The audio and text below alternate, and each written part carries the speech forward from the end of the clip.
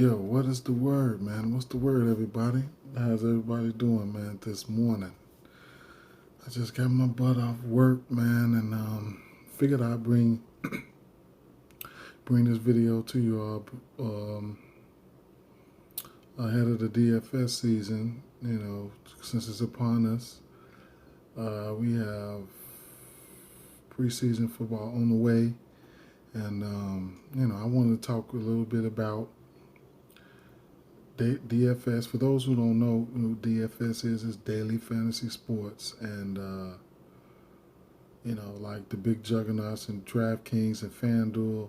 These were the big juggernauts in fantasy before they, added the sports books.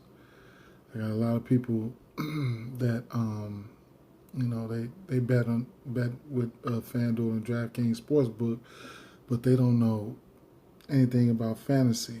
If they really want to know anything about it, and if it's profitable, then this video is for you.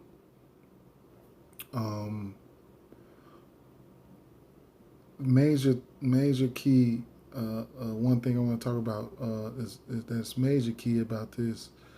What I'm going to bring to you is stacking strategies. Are they necessary, or are they effective? Things like that. I got a couple screenshots that I want to show y'all from the 1920 season and the 2021 season. So before I get into this video, you can like, subscribe, whatever the case may be. I'll throw some links to my social media. If you're into Prize Picks, shout out to Prize Picks. Those guys sponsor this video, sponsor my channel rather. I'll have a link to them in my description, and if you sign up with them, you could get a 100% bonus up to $100 match, rather, not a bonus, a match. And I'll be bringing some Prize Picks content, some the sportsbook content. I like to play on, right here as you see, I like to play on PointsBet, FanDuel Sportsbook, DraftKings Sportsbook, Prize Picks, Bet Rivers as well. So let me get off into this is just for informational purposes, and it's mainly about like large field GPPs. If you don't know what a GPP is, it's a guaranteed prize pool. So that means if the contest doesn't fill up, that means it has to run anywhere it go. And these right here, I'm gonna show you two lineups. These were large, extra large field tournaments here, extra large field tournaments. Are they smart tournaments? No. Does somebody got to win? Yes. You know what I'm saying? Whatever the case may be with that. Those and both of these tournaments that lineups that I'm going to show you, there were over 500,000 people, but below 600,000. So it was over, let's say $500,000 in each contest. So, you got to be strategic. You got to be lucky. Maybe some might say lucky. Some might not say lucky. You know what I'm saying? But it is what it is with that. Let me pull up one of the lineups I had right there.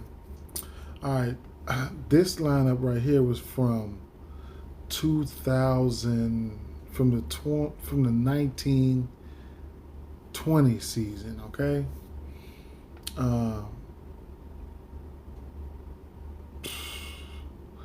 I had Lamar Jackson, McCaffrey, Barkley, Fitzgerald, Julio Jones.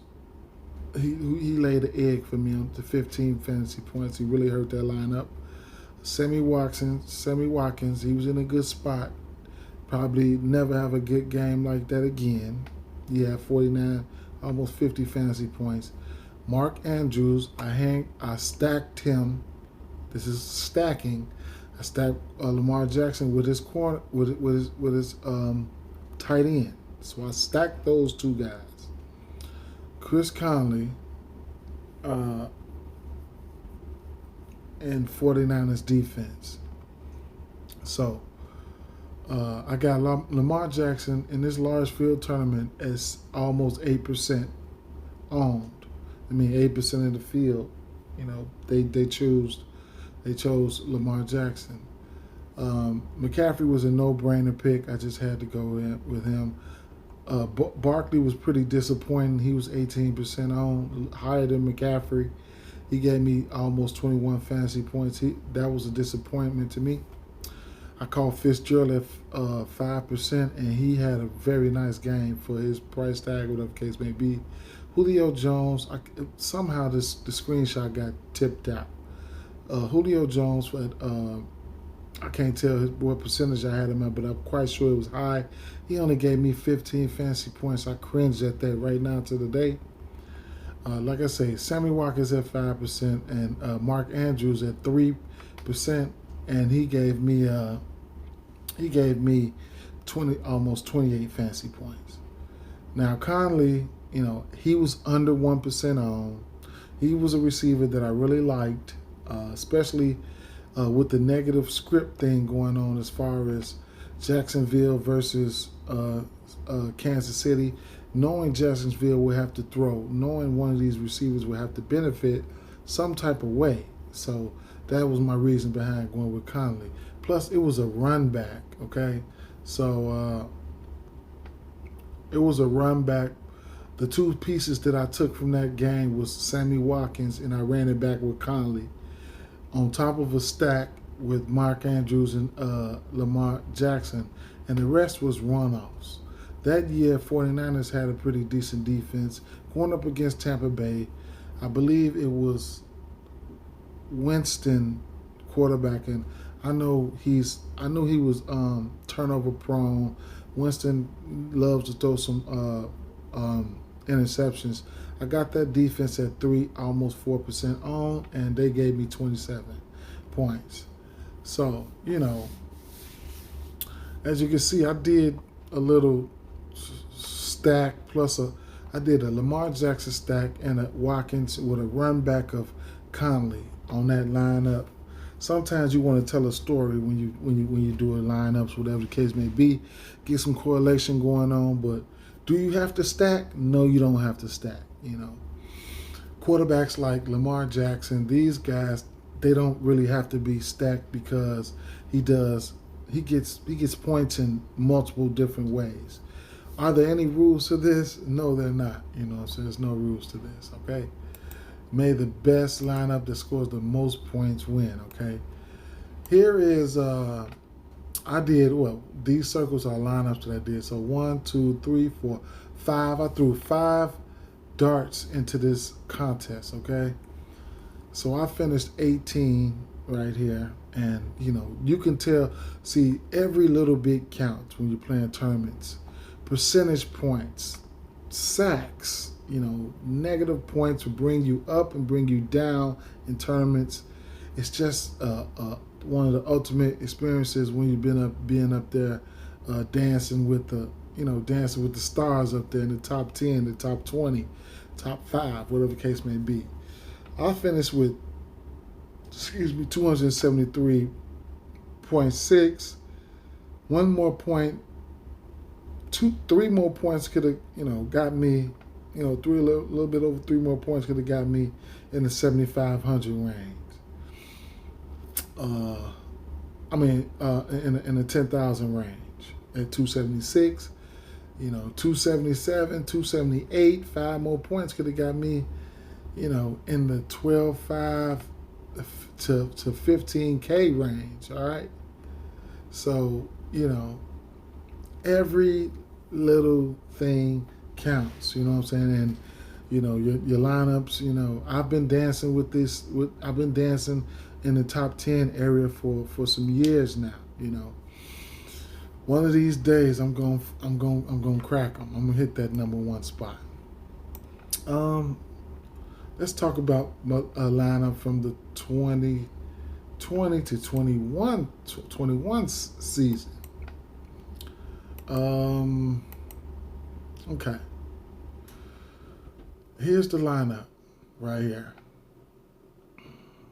So I don't have the whole lineup up here. So here's another stacking strategy that I went with, okay? So I got Mitchell Trubisky at 2%.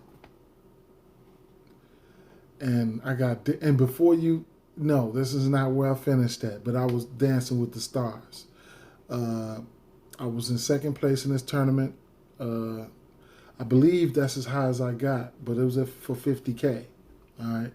I couldn't finish, but we'll get to that. Derrick Henry, he was mega chalk at 25% on. He gave me 40, almost 40 fantasy points. David Montgomery was going through his hot streak at the time. He was 23% on. He was, going up against Houston. I just, I had to go in on my Chicago Bears. I'm from Chicago, so shout out to them boys. So the chemistry that Mitchell Trubisky and Allen Robinson was already unmatched. Like these guys, they had it going on. All right, so I got him at 5% in tournaments.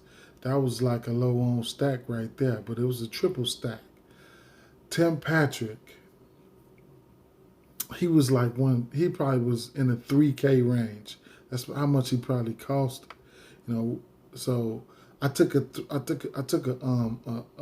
stab at him. He gave me 12.6. I was disappointed in that, and he had some bombs. Yes, he had many chances to give me more fantasy points than that.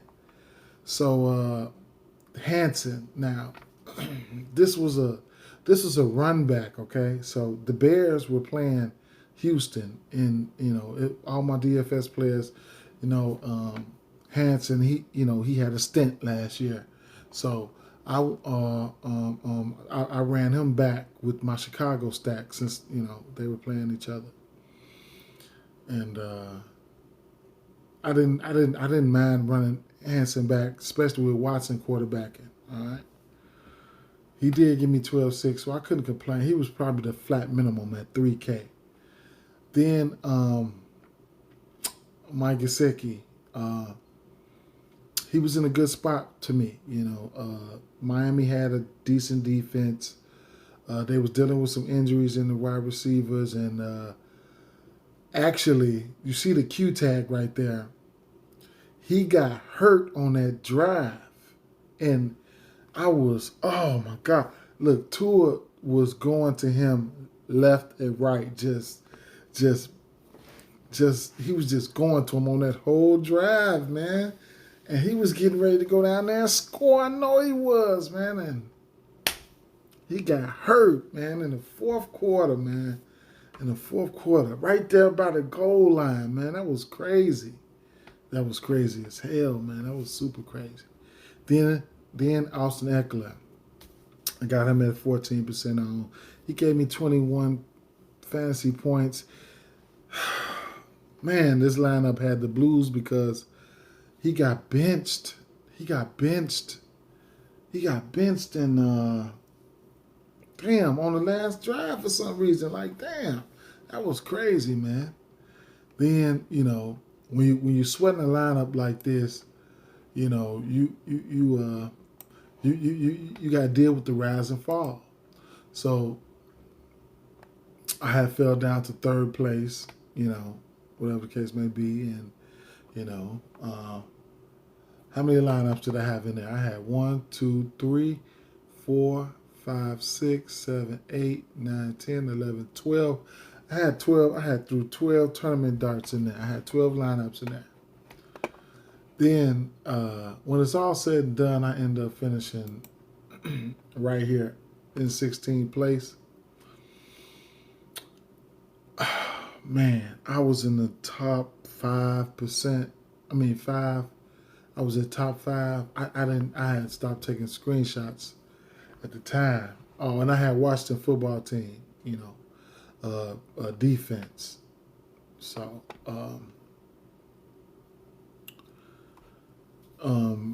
Jonathan Taylor, man. This guy got a run for about 50 yards, man, and just knocked me out of contention. I was like, oh no. I was like, what happened? My shit just went from 30K to like 5K. And I'm like, what the fuck happened? I'm watching the red zone and boom, Hanson pop up like, and look out and look at I'm just looking at Jonathan Taylor run that motherfucker, and I'm like, oh my God, man. That's the beauty of fantasy, man. That's the beauty of fantasy, man. It'll have you on pins and needles. But I'm here to tell you, man, that you miss 100% of the shots that you don't take, man. You got to be, you got to take some risks if you're gonna play, and you can't have that negative attitude. People gonna say, and most of the time they're right. Yeah, for sure. The average person, they're not gonna have a big finish or whatever the case may be, or those tournaments are not smart. They're not. But if whatever I put my money towards, or whatever the case may be, I always feel like I'm going. I always gone for the top. You know what I'm saying? And it's just don't let nobody deter you for what you trying to do, or whatever the case may be. In these tournaments, you got to be risky. Sometimes your first mind is the right thing. You know what I'm saying? You got to dig deep. You got to dig deep in there in your tournament. See, because I'm a tournament player at heart. You know what I'm saying? So with that being said, I'm gonna just leave you guys. I'm gonna leave you guys with this right here. Hopefully, like I said, I'm looking to grow with you all. I'm looking to interact with you all. You know what I'm saying? So I'm gonna try to bring some content like every day this week, or whatever the case may be, and keep going off into the NFL season, because I love NFL, man. I love the NFL. Like I said, I did a triple stack with Trubisky, Montgomery, Robinson. Then I brought it back in that same game. I brought it back with Hanson, and things just ended up working this way. Yeah. Do I wish Patrick could have had some more points? Yes. Hanson, yes. You know what I'm saying? It would have been sitting pretty, but man, like and subscribe, man. Hit the notifications bell so you get notified every time I upload, and then like when I go live and stuff like that, we can really interact. You know what I'm saying? Because the time is here. Peace out.